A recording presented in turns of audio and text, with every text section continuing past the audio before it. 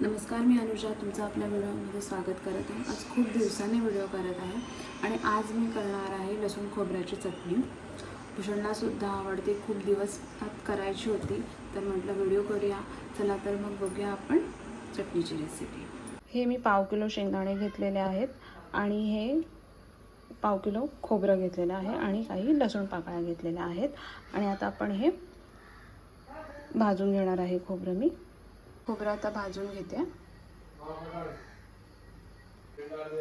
आता मी हे भाजून घेते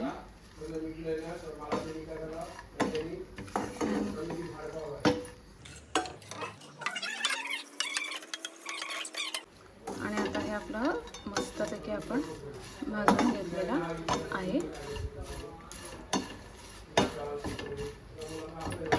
आता आपण ह्याच्यामध्ये शेंगदाणे भाजून घेऊयात। हे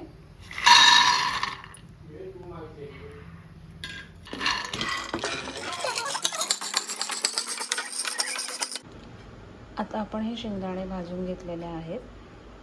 पण हा लसूण जो घेतलाय तो सुद्धा आपण थोडा भाजून घेऊयात।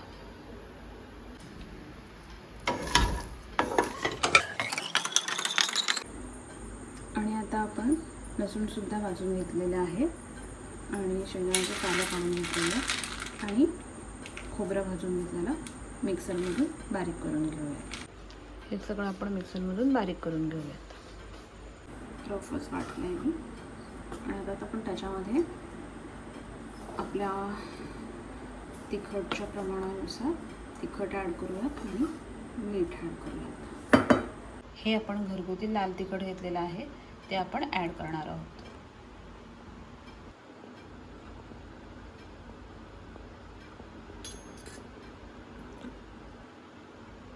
चवीनुसार मीठ ॲड करूयात।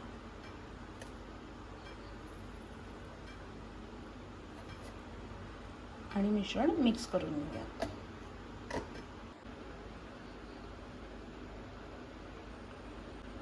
अशा पद्धतीने आपली ही लसूण खोबरं चटणी तयार आहे। त्याच्यामध्ये मी थोडं जास्तच तिखट ॲड केलं आहे कारण का माझ्या मिस्टरांना थोडं जास्त तिखट आवडतं म्हणून तुमच्या सोयीनुसार तुम्ही ॲड करू शकता। तुम्हाला ही चटणी व्हिडिओ रेसिपी आवडल्यास नक्की माझा व्हिडिओ लाईक करा, शेअर करा आणि चॅनलला सबस्क्राईब करा। ही चटणी जवळजवळ 15-20 दिवस टिकते। आमच्याकडे खूप जास्त प्रमाणात आवडते। ही चपातीसोबत डाळ भातासोबत तुम्ही खाऊ शकता आवडीने। चला तर मग पुन्हा भेटूया नवीन व्हिडिओमध्ये। Bye bye.